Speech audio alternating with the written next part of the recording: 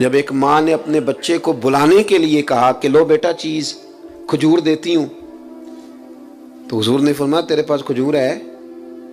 عرض کی حضور ہے۔ فرمایا اگر تو کھجور نہ رکھتی تو تو نے جھوٹ بولا تھا۔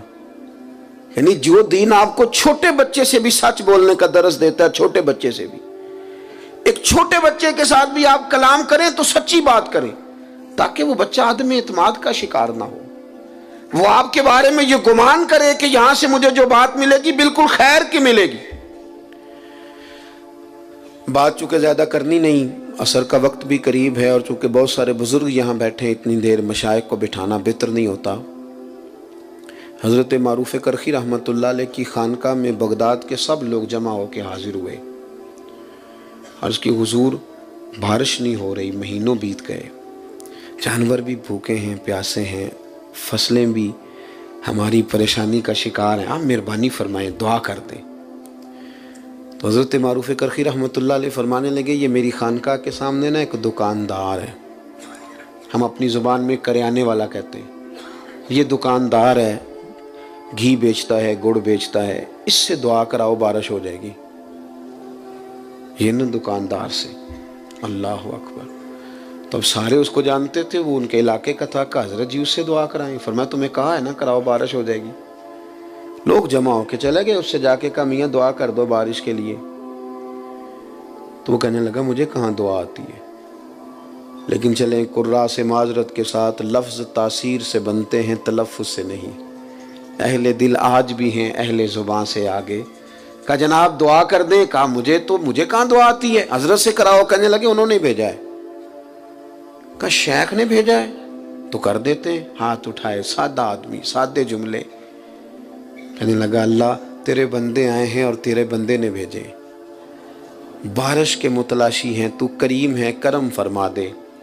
لوگ کہتے ہیں کوئی آثار نہیں تھے، پر اس کی دعا مکمل نہیں ہوئی کہ کالی گھٹائیں چھا گئیں، اور بارش اس طرح جم کے برسی کے جل تھل ہو گیا۔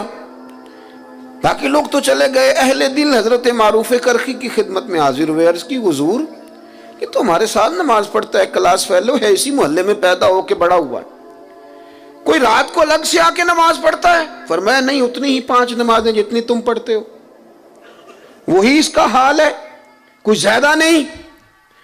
اللہ اکبر۔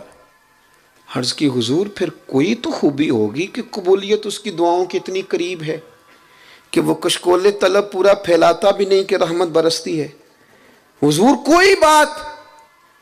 تو حضرت معروف کرخی کی بوڑھی آنکھیں چمکدار ہوئیں، چند آنسو قطرے بن کے ٹپکے، فرمانے لگے 35 سال ہو گئے میرے سامنے دکان کرتے، غریب کا غریب رہ گیا، لیکن اس نے گاہکوں کے ساتھ سچ بولا ہے، اس نے سودا پورا تولا ہے، اس نے اللہ کے بندوں کو لوٹا نہیں۔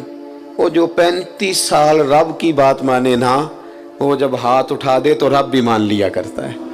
بس اتنی بات ہے، اس نے 35 سال دیانتداری سے وقت گزارا، اس کا دل صاف رہا، اس نے صفائی کے ساتھ ڈیوٹی کری۔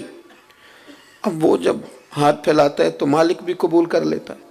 وہ میرے بھائی، اگر طبیعتیں اس طرح کی ہوں، لہجے اس طرح کے ہوں کہ ہم نہ بہت زیادہ پھیلنے کی بجائے محدود ہوں، لیکن سچے ہوں، کھرے ہوں، دیانت والے ہوں۔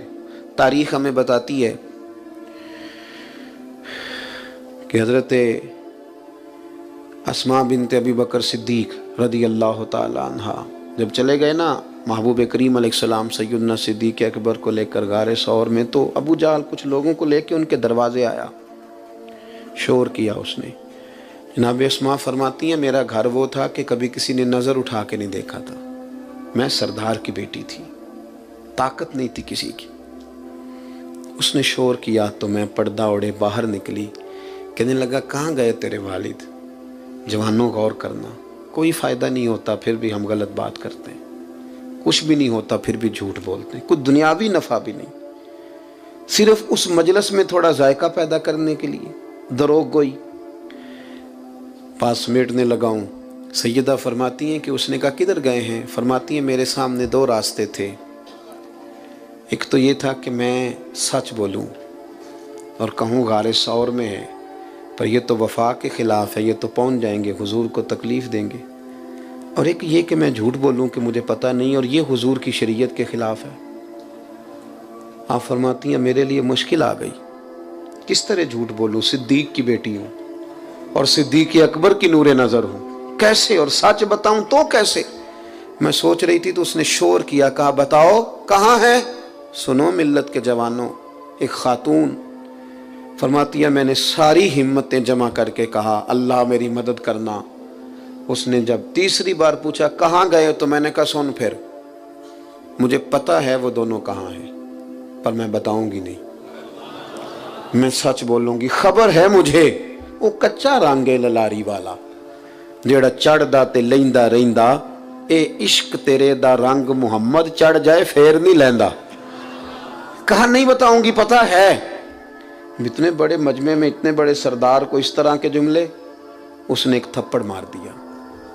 کتنی کبھی کسی نے آنکھ اٹھا کے نہیں دیکھا تھا، میں گری تو کان پھٹ گیا، خون نکلا۔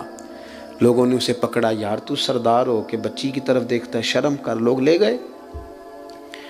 فرماتی ہیں اسی طرح میں نے کان لپیٹے۔ آج جو حاجی گارے سور پہ جاتے ہیں وہ بعد میں آ کے میری طرح ڈینگے مارتے ہیں کہ ہم ہو آئے، ہم چلے گئے تھے، حالانکہ راستہ بن گیا، راستے میں کئی جگہ بیٹھنے کا بندوبست ہے، لیکن اس وقت جانا اور رات کو جانا اور اتنی مشکل سے جانا۔ فرماتی ہیں میں کھانا پکا کے اسی طرح لے گئی، اور میرا وجود، میرا کان زخمی تھا۔ جب میرا چہرہ پردے میں لپٹا ہوا دیکھا تو میرے والد پریشان ہوئے، بیٹے کیا ہے؟ میں نے کہا کچھ نہیں، کھانا کھائیے۔ اور جب وہاں انداز اور طرح کا ہو گیا، پریشانی بڑی، تو محبوب بولے کہ اسماء بتاتی کیوں نہیں؟ کہتی ہیں میں نے وہ کپڑا ہٹایا تو خون پھر بہنے لگا۔ عرض کی یا رسول اللہ، معاملہ یہ تھا کہ سچ بھی بولنا تھا، وفا بھی بچانی تھی۔ حضور میں نے دونوں چیزیں بچائیں، تھوڑی تکلیف آئی پر دونوں چیزیں بچ گئیں۔ ہلکے سے آنسو حضرت صدیق اکبر کے نکلے، قربان جائیں حضور نے خود اپنے ہاتھوں سے صاف کر دیے۔ ایک واری میری آنکھیاں چوں انہاں نے اتھرو پونجے سن، ہن تے چسکا پہ گیا رونے دا، تے ہر ویلے آہو زاری دا۔ محبوب کریم نے تسلی دی اور پھر ہاتھ اٹھا کے کہا اللہ میں ابو بکر سے راضی ہوں، تو بھی اس سے راضی ہو جا، میں راضی ہوں تو راضی ہو جا۔ اپنے زبان پر آپ نے اصلاح معاشرہ نام رکھا تو قرآن کہتا ہے تم سیدھی بات کرو، یصلح لکم اعمالکم، اللہ تمہارے اعمال سنوار دے گا۔ اللہ تعالیٰ اہتمام کرنے والوں کو، آنے والوں کو برکات عطا فرمائے۔